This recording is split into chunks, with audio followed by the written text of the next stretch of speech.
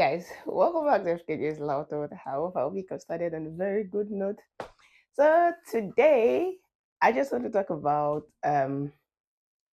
how you can make day-to-day life easy for you as a busy mom. Either you're a 9 to 5 mom or you're a shifter mom. When I mean shifter mom is probably you work in healthcare sector and you run on a shift or you run on day shift, you run on night shift. I'm trying to talk as somebody that has experienced all these things I've mentioned. I've experienced 9 to 5 being a mom. I've experienced working in healthcare, being a day shifter, being a constant night shifter, and how I have balanced this with life and everything. It might be very difficult sometimes until you call yourself to order and you call just do put some things in place to actually make it easy and quite balanced for you. So how do you make this balance? I'm just going to share from my own experience what I have done in each of these phase of my life and how I have made it work. And sincerely, all of these processes can be replicated in whether you're a 9 to 5 person or you're working in healthcare, how you can, you know, balance everything up and make sure that your house is running day to day without you being stressed out. Without further ado, without too much discussion and stories, let's get into it. One, build a routine for yourself and your kids. You already know what your rota is like, sometimes weeks before, sometimes not everywhere, but sometimes or you already if you're a 9 to 5, you already know what your day-to-day activity is like at work. So build a routine for yourself, for your kids along this rota, along your normal 9 to 5 routine. Build a routine around it. So if you're a 9 to 5 and you know that your 9 to 5 is once it's 5, you will leave work and get home. So you can build a routine around those times that you know that okay, from 5, what will I do from 5 till 6, from 6 to 7? Just build a routine around it and make it workable. Don't be too strict on yourself. Make it workable and make it flexible. Another thing is number two, plan a day before for the next day. Plan a day before for the next day. Don't wake up and start running elter skelter for how the day will go. Plan a day before. What do I mean plan a day before? For example, what I do, if I know that I want to cook rice in the morning, maybe pack rice for school lunch for them and maybe have cereal for breakfast. And I see that okay, I want to cook rice and I don't have the sauce for the rice. Instead of me waiting till tomorrow morning before I make the sauce, I make the sauce tonight. It takes a part of my job away. You can if you have the strength, you can even make the rice tonight, but I don't always right like personal, I don't like yesterday's rice. So I'll make the sauce tonight and in the morning while I wake up or when I wake up and I'm trying to sort the kids out, I'm cooking the rice as well. As women now we can always multitask this thing.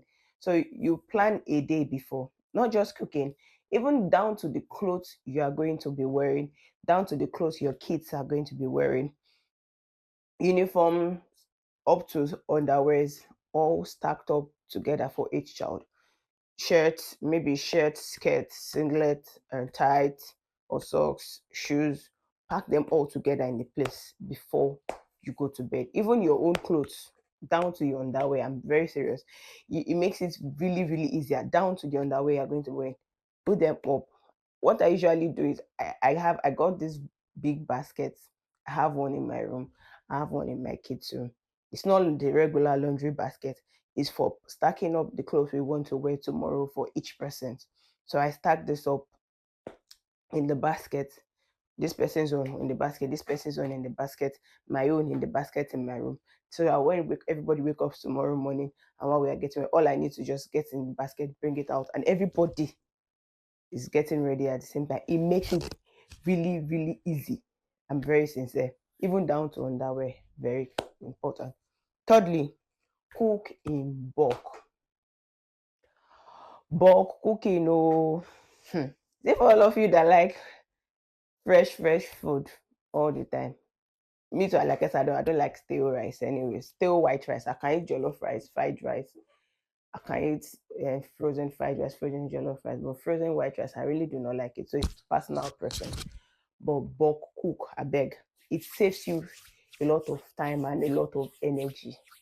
Please, if you can, it makes your life easy.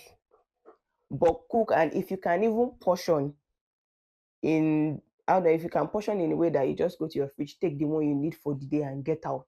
If you can do that, easy. But if you don't have those small bowls, if you still want to portion it in bigger bowls and you know that okay, it's frozen, or you're the type that like freezing your food, the night before, bring the frozen one out on your sink, let it defrost before morning, then you warm and you take. Please bulk cook as much as you can.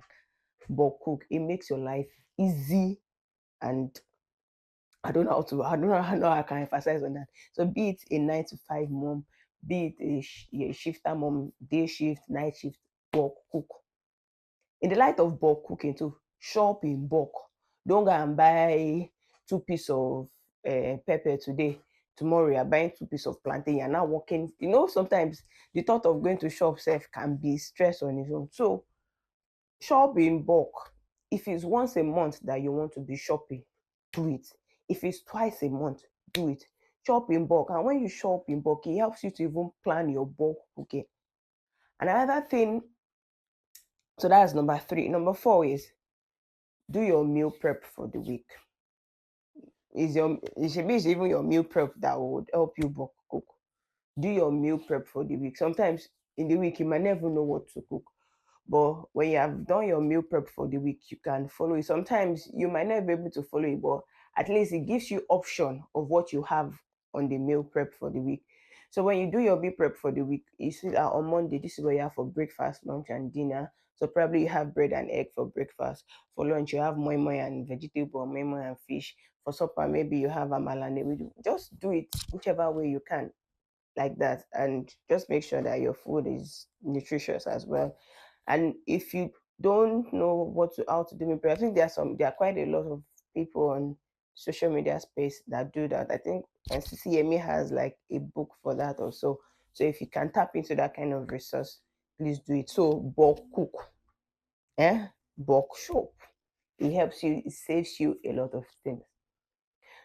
And the fourth one, yes, I'm correct. The fourth one is fourth or fifth, I think fourth. Include your children in this routine. Don't do it by yourself.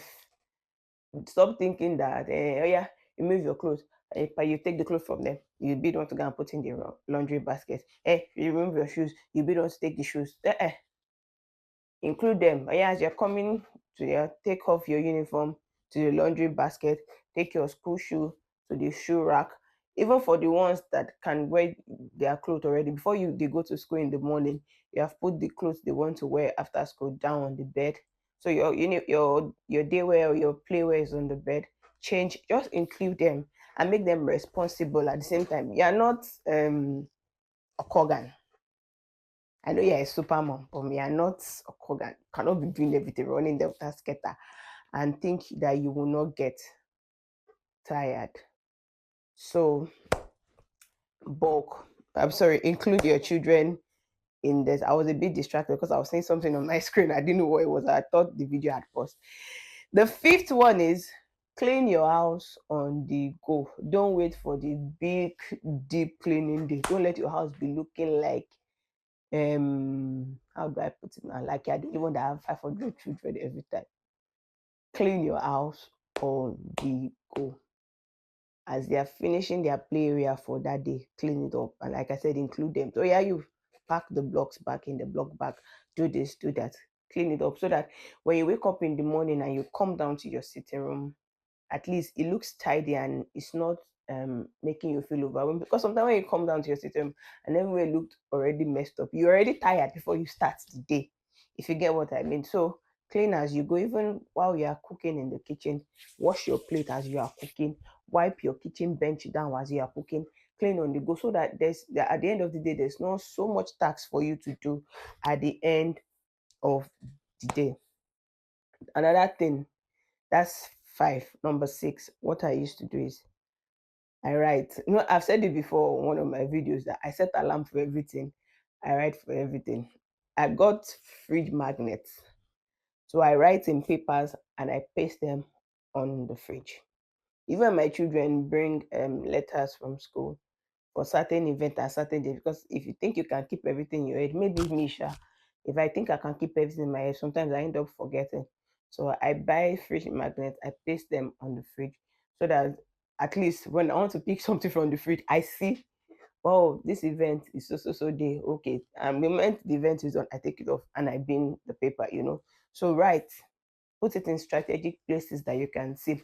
I saw somebody that had a board in their house, and I sincerely, I liked the idea, because just when you want to enter a kitchen, you will see the board, and on the board she wrote quite a number of things: meal prep for the week, um, date she filled her gas, and date she expects it to finish.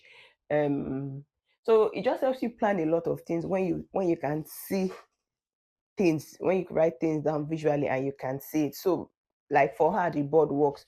For me, stacking it on the fridge works. So you do whatever you works for you, be it a 9 to 5 mom or a night shifter mom, you will do whatever works for you. And lastly, not lastly, second to the last, that's like the seventh one. Outsource when you can, or if you can. Well, I'm using when and if, because affordability is relative. What you think that everybody can afford is not the same thing.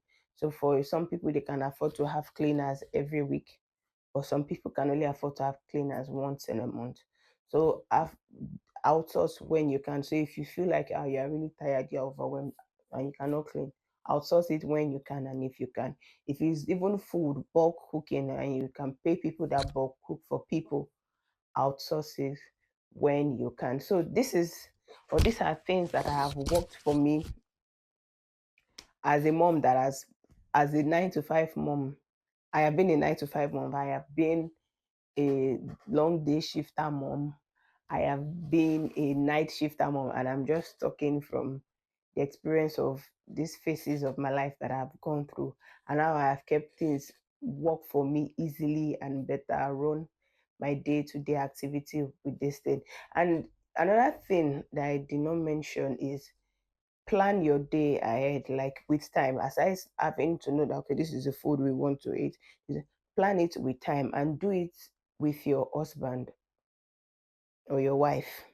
Because when you do it with them, they know that, okay, even when you are not available, or when you are busy at that time, they can take the activity up either with the kids or with anything. So plan your day to day, and let your not just you so planning it, let your partner, let your husband or your wife know about that plan you have written. So because especially when it relates to the children, so that even when you are not available to do it, they can pick it up.